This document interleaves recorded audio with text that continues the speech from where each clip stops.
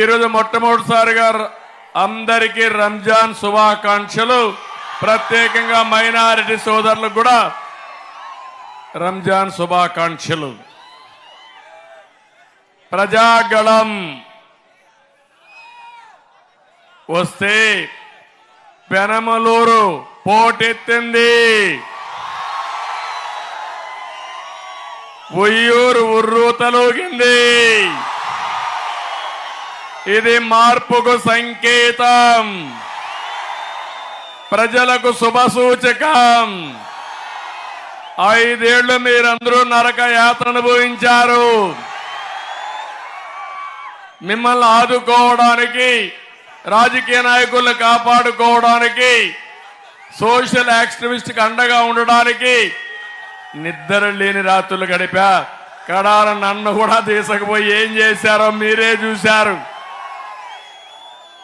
తిరిగి వచ్చేటప్పుడు నేను చూశాను, రాజమండ్రి నుంచి విజయవాడకు 16 గంటలు పట్టింది నాకు ఆ రోజు. అది మీరు చూపించిన అభిమానం నా జీవితంలో ఎప్పుడూ మర్చిపోలేను. నా ప్రాణం ఉన్నంత వరకు మీకోసం పనిచేస్తానే ఉంటా. మళ్ళీ ఒక జన్మనుంటే అది మళ్ళా ఈ తెలుగు గడ్డ మీద పుట్టి తెలుగు వారికి సేవలు చేస్తారని మీ అందరికీ హామీ ఇస్తున్నా. అదే నా కోరిక, అదే నా ఆశయం. నిండు మనసుతో ఆశీర్వదించండి.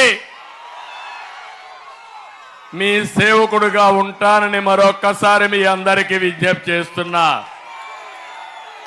తమిళ్లో ఆడబిడ్డలు, ఇదే సినిమా ఆడబిడ్డ అక్కడి నుంచి మంగళారతులు ఇచ్చి ఆశీర్వదిస్తా ఉంది.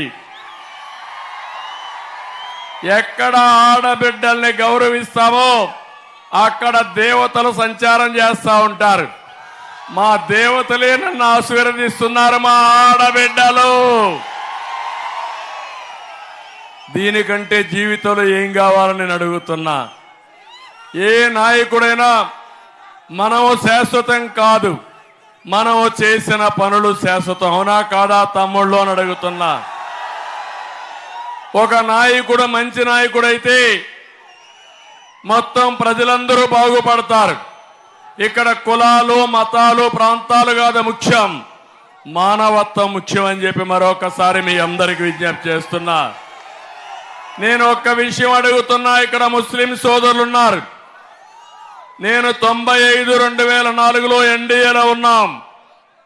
అదే మరి 14-19లో కూడా ఎన్డీఏకి సపోర్ట్ చేశాం. ఎవరికైనా ముస్లిం సోదరులకి తెలుగుదేశం ప్రభుత్వంలో మీకు అన్యాయం జరిగిందా అని మిమ్మల్ని అడుగుతున్నా. ఇక్కడే వాళ్ళందరినీ.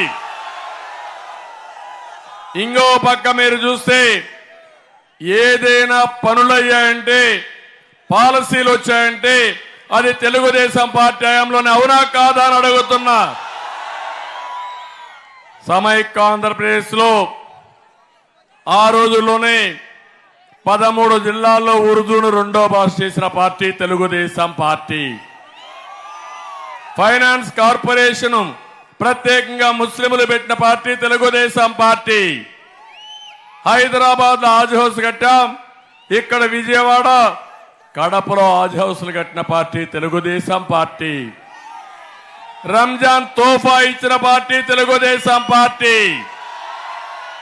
ఆడబిడ్డలకు దుల్హాన్ ఇచ్చిన పార్టీ తెలుగుదేశం పార్టీ. మైనారిటీ పిల్లలకు విదేశ విద్య ఇచ్చిన పార్టీ తెలుగుదేశం పార్టీ. ఇమాములకి, మౌజుములకి పారితోషికం ఇచ్చిన పార్టీ తెలుగుదేశం పార్టీ. మీ యొక్క 4% రిజర్వేషన్ కూడా సుప్రీంకోర్టులో ఉంటే అడ్వకేట్లు పెట్టి కాపాడిన పార్టీ తెలుగుదేశం పార్టీ, కాపాడబోయే పార్టీ కూడా అని చెప్పి మరొకసారి మీకు తెలియజేస్తున్నా. ఇప్పుడు జగన్మోహన్ రెడ్డి చెప్తున్నాడు ఏదో మైనారిటీలకు అన్యాయం జరిగిపోతుందని. 5 ఏళ్లు ఎక్కడ దాక్కున్నావు జగన్మోహన్ రెడ్డి చెప్పు. నిన్ననే రంజాన్ మాసంలో నంది కొట్కూరులో ఒక బిడ్డ నమాజ్ చేసి వస్తా ఉంటే కండ కావరం పెరిగిపోయి ఒక వైఎస్ఆర్ కాంగ్రెస్ నాయకుడు ఆవిడ బురకా ఎత్తి చూస్తాడు, అవమానిస్తాడు. ఒక ఆడబిడ్డకి ఈ పరిస్థితి వచ్చిందంటే ఈ గడ్డ పైన నేనున్నానంటే నేనే సిగ్గుతో తలంచుకుంటున్నానని చెప్పి నేను మీకు తెలియజేస్తున్నా. వాళ్ళ కుటుంబ సభ్యులు ముస్లిం సోదరులపై అడిగి ఎందుకు ఈ మార్గం చేశారంటే కండ కావడంతో చెప్తూ కొట్టారంటే వీళ్ళు మనుషులా రాక్షసులా నేను అడుగుతున్నా. జగన్మోహన్ రెడ్డి అడుగుతున్నా, నా మైనారిటీని అంటావు, నీ మైనారిటీ అయితే అబ్దుల్ సలీం దారుణంగా ఆత్మహత్య ఎందుకు చేసుకున్నాడు? నిన్న నందికొట్కూరులో నీ కార్యకర్త నీ ఫోటో పెట్టుకొని బుర్కా పైకెత్తి అవమానిస్తాడా? ఇది న్యాయమా తమ్ముళ్ళు అని అడుగుతున్నా. రంజాన్ మాసంలో మైనారిటీ సోదరుల్ని దీనికి పరిష్కార మార్గం ఒకటి, అందరి పిల్లల భవిష్యత్తు కోసం సైకో పోవాలి.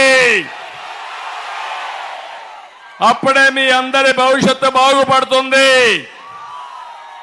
నేనేదో మేమందరం కూడా 3 పార్టీలు వచ్చామంటే ఈరోజు ఇక్కడ జన సైనికులు ఉన్నారు. మొట్టమొదటిసారిగా వైఎస్ఆర్ కాంగ్రెస్ పార్టీ వ్యతిరేక ఓటు చీలకూడదని గట్టిగా చెప్పిన వ్యక్తి మిత్రుడు పవన్ కళ్యాణ్ గారు అని చెప్పి కూడా నేను మీకు తెలియజేస్తున్నా. ఒక హీరోగా వండుకొని పవర్ స్టార్ గా వండుకొని సమాజం కోసం వచ్చిన వ్యక్తి, ఈ రాష్ట్ర ప్రజలకు న్యాయం చేయాలని వచ్చిన వ్యక్తి పవన్ కళ్యాణ్ గారు అని చెప్పి నేను మీకు తెలియజేస్తున్నా. అలాంటి వ్యక్తి వస్తే అవమానించి మాట్లాడతారా మీరు? ఇంకో పక్క ఆయన తిరిగితే తిరగకూడదని అడ్డం పడతారా మీరు? కనీసం ఆయన ఫాలోయర్స్ తలుచుకుంటే జగన్మోహన్ రెడ్డిని తల్లో ఎంటికలు కూడా ఉన్న బొచ్చంతా పీకేస్తారు.